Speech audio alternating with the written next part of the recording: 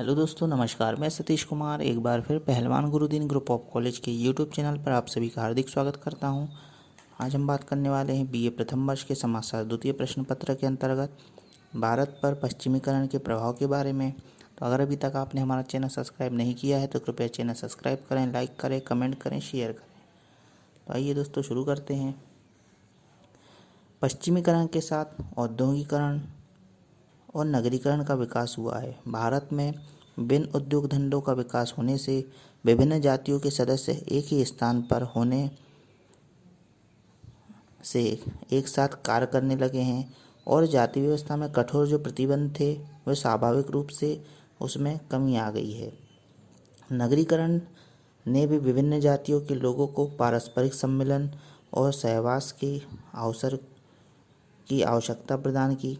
अंग्रेजी शिक्षा के कारण एक और सैद्धांतिक रूप से जातिगत रूढ़ियों के प्रति उदासीनता का प्रसार हुआ और दूसरी ओर शिक्षा ग्रहण करने के लिए विदेशों या बड़े शहरों में जाने वाली नई पीढ़ी के लोग जाति व्यवस्था के प्रतिबंधों से मुक्त होने लगे। अनेक शिक्षा संस्थानों की स्थापना से तथा पाश्चात्य सभ्यता के संपर्क में नव जागरण हुआ और रूढ़िग्रस्त जनता के करवट ली। पाश्चात्य संस्कृति के हिंदू विवाह संबंधी को भी प्रभावित किया। आज का हिंदू विवाह दो परिवारों का संबंध न होकर दो व्यक्तियों का जीवन संग बन गया है। पति पत्नी देवता और पुजारी या मालिक और दासी के रूप में नहीं अपितु मित्रों के रूप में, जीवन साथियों के रूप में मिलते हैं। मन की पसंद ने बड़ों के वायदे का तिरस्कार कर दिया है। प्रेम और आनंद ने धर्म को पीछे धकेल दिया। विवाह की पद्धति में भी परिवर्तन दिखाई देता है। हिंदुओं में पारिवारिक जीवन पर पाश्चात्य सभ्यता का प्रभाव पड़ा है। पश्चिमी सभ्यता एकांकी प्रणाली में विश्वास करती है। विभिन्न कारणों से भारतीय संयुक्त परिवार की व्यवस्था निर्बल होती जा रही है। समूहवादी दृष्टिकोण का स्थान व्यक्तिवाद ने ले लिया है। नवदंपति की इच्छा अपना अलग घर बसाने की रहती है। स्वतंत्रता पूर्वक प्रणय का उपभोग, सास ससुर की सेवा तथा कहने सुनने से मुक्त इच्छानुसार पाकशाला की व्यवस्था और जीवन यापन आज की पत्नी की स्वाभाविक इच्छाएं हैं। प्रजातांत्रिक जीवन परिवार में भी अपना स्थान बना रहा है। पाश्चात्य संस्कृति का अत्यंत महत्वपूर्ण और काफ़ी हद तक उपयोगी प्रभाव भारतीय स्त्री पर भी पड़ा है। मध्य युग में दासी न केवल पुरुष की मित्र और जीवन संगिनी ही बन गई अपितु उसके हृदय और मकान दोनों पर शासन करने लगी है। स्त्री शिक्षा के प्रसार ने हिंदू नारियों में अपने अस्तित्व को समझा और समाज सुधारकों के प्रयत्नों से तथा औद्योगिकरण और नगरीकरण द्वारा उन्हें शिक्षा, आर्थिक प्रगति करने में सहायक हुई। अंग्रेजी शिक्षा प्राप्त करने वाली युवतियों ने पाश्चात्य नारी की उच्च स्थिति की तुलना में स्वयं को अत्यंत शोचनीय अवस्था में पाया। उनका हृदय तिलमिला उठा और वह आगे बढ़ी। उसने सार्वजनिक जीवन में जनमत प्राप्त करने के उद्देश्य से और देशभक्ति से प्रेरित होकर भी राष्ट्रीय आंदोलन में भाग लिया और सिद्ध कर दिया कि वह पुरुष के ही हीन नहीं है। नवीन सांस्कृतिक संपर्क में हिंदू नारी को अपनी दासता से मुक्त होकर स्वयं के तथा समाज के उत्थान के सक्रिय तथा स्वतंत्र योगदान करने को प्रोत्साहन मिला। पाश्चात्य सभ्यता के प्रभाव से हिंदू समाज में व्याप्त अनेक विषैली प्रथाओं तथा भयंकर कुरीतियों को उन्मूलन संभव हुआ है। सती प्रथा, बाल विवाह निषेध, अस्पृश्यता आदि ऐसी प्रथाएं हैं जिन्होंने हिंदू संगठन को खोखला कर दिया था। पश्चिमी सभ्यता के संपर्क में धीरे धीरे यह कम हो रहा है। समाज सुधारकों में ऐसे बहुत से व्यक्ति थे जिन्होंने पश्चिमी जीवन दर्शन का अनुभव किया था। अनमोल विवाह, बहुपत्नी विवाह, भ्रूण हत्या इत्यादि अनेक कुरीतियों पाश्चात्य शिक्षा, विधान, प्रौद्योगिकी के प्रभाव से समाप्त होती जा रही है।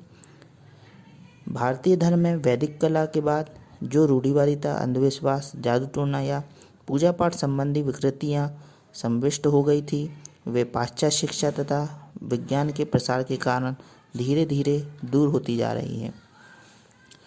कर्मकांडों का प्रभाव कम हो गया है। बुद्धि और तर्क के अप्रमाणित तथ्यों की अवहेलना की जा रही है। बहुदेवतावाद के स्थान पर एकेश्वरवाद का सहारा होने लगा है। धर्म का सामाजिक महत्व कम हो रहा है, वह व्यक्तिगत जीवन से संबंधित घटना बन गई है। सामाजिक प्रतिष्ठा व लोकलाज के लिए धार्मिक आर्थिक विधि विधानों को संपन्न किया जाता है। धर्म, जिसका प्रभाव पहले पारिवारिक जीवन, आर्थिक और राजनीतिक जीवन पर भी था, अब स्वयं एक पृथक संस्था के रूप में प्रचलित है। धर्मम ही एको पुरुषो विशेष, धर्मेण बिना पशु भी समाना का समय समाप्त हो चुका है। भारत के काफ़ी हिंदू जो साम्यवादी हैं, ईश्वर की सत्ता में भी विश्वास नहीं करते। इस प्रकार धर्म के स्वरूप में ही परिवर्तन नहीं हो रहा, बल्कि धर्म की मान्यता में भी संदेह होने लगा है। भाषा पर तो पश्चिमीकरण का स्पष्ट प्रभाव दिखाई देता है। अंग्रेज 68 वर्ष पूर्व जा चुके हैं, हम स्वतंत्र हैं, किंतु आज भी अंग्रेजी भाषा को अमरता देने के लिए, भारत की सर्वोच्च भाषा बनाने के लिए, एक प्रकार से इस देश की पराधीनता को चिरस्मयी स्वरूप प्रदान करने के लिए अधिकांशतया वे भारतवासी प्रयत्न और आंदोलन कर रहे हैं, जो स्वयं अंग्रेजी का अक्षर नहीं जानते। भाषा के प्रभाव का इससे भयंकर उदाहरण अन्यत्र कहीं पर नहीं मिलेगा। भारत में अंग्रेजी शब्द सामान्य रूप से प्रचलित है। अनपढ़ ग्रामीण भी स्टेशन, ट्रेन, पेन आदि हजारों अंग्रेजी शब्दों का प्रयोग करते हैं। भाषा के सौष्ठव की दृष्टि से भारतीय लेखकों में भी पाश्चात्य शैली को अपनाया है। पाश्चात्य रीति रिवाजों को बड़े चाव से भारतीय जनता ने अपनाया है। फैशन चाहे वस्त्रों के हो अथवा बोलचाल में या आभूषणों में एक समस्या ही बन गई है। लिपस्टिक, पाउडर, ऊंची एड़ी का जूता स्त्रियों के लिए आकर्षण और प्रिय बन गए हैं।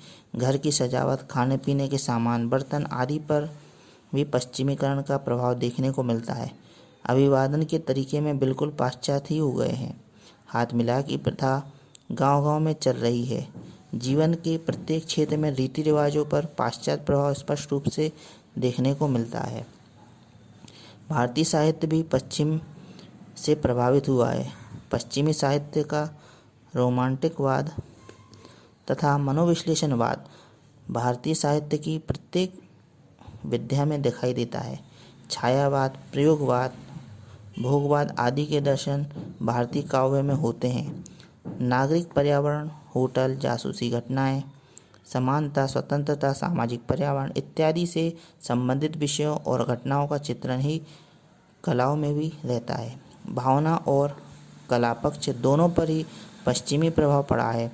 अंग्रेजी लेखकों की शैली बंगला, मराठी और हिंदी में विशेष रूप से अपनाई गई है। भारतीय शिक्षा पर भी पश्चिमी का पर्याप्त प्रभाव पड़ा है। वास्तविकता तो यह है कि शिक्षा पर सर्वप्रथम पश्चिम का प्रभाव हुआ और उसके पश्चात वह सामाजिक जीवन के अन्य क्षेत्रों में प्रसारित हुआ। औद्योगिकरण और नगरीकरण आधुनिकीकरण के प्रारंभिक तत्व हैं। आधुनिक समाजों में औद्योगिक समाज भी कहा जाता है। उद्योगों की स्थापना नए उत्पादन केंद्रों को जन्म देती है, जो नगरों के रूप में विकसित हो जाते हैं। वास्तव में नगरीकरण को ही लर्नर ने आधुनिकीकरण की प्रक्रिया का प्रथम चरण बताया है, जो शेष समस्त विशेषताओं को प्रोत्साहित करता है। ग्रामों से नगरों की ओर जनसंख्या का संक्रमण होने से नवीन परिस्थितियाँ उत्पन्न होती है। ये परिस्थितियाँ सहगामी जीवन को प्रेरित करती है। शिक्षा, वैज्ञानिक प्रगति, गतिशीलता, जनसंचार का विकास और राजनीतिक चेतना आदि आधुनिकीकरण के अन्य तत्व है, जो नगरीकरण के पश्चात विकसित होते हैं। औद्योगिकरण और आधुनिकीकरण को प्रायः समानार्थक शब्द समझा जाता है। एप्टर के विचार से ये दोनों प्रक्रियाएं एक दूसरे से भिन्न हैं। यद्यपि ये परस्पर अनिवार्य रूप से संबंधित है, परंतु कुछ लोग मानते हैं कि औद्योगिकरण के द्वारा कोई समाज आधुनिक हो जाता है। एप्टर का मत है इसके बिल्कुल विपरीत था। एप्टर के विचार से आधुनिकीकरण एक विस्तृत अवधारणा है जो औद्योगिकरण इसका एक अंग है, एक विशेष पक्ष है। औद्योगिकरण उन विशिष्ट भूमिकाओं के विकास को प्रकट करता है जो उत्पादन की प्रक्रिया से संबंधित है। ये नवीन प्रक्रियाएं तभी विकसित होती है जब समाज के सदस्यों में मानसिक दृष्टि से उन्हें ग्रहण करने की योग्यता और इच्छा या तत्परता आधुनिकीकरण की प्रक्रिया में जन्म लेती है। इस प्रकार औद्योगिकरण और आधुनिकीकरण या परिणाम कहा जा सकता है।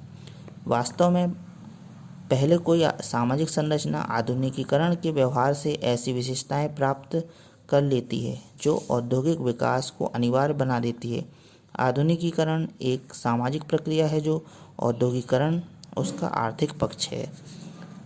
तो देखा दोस्तों, आज हमने बात की भारत पर पश्चिमीकरण के प्रभाव के बारे में। आपको वीडियो कैसा लगा कमेंट बॉक्स में अवश्य लिखें। नए वीडियो के साथ मैं आपके समक्ष पुनः उपस्थित होऊंगा। तब तक के लिए नमस्कार, धन्यवाद।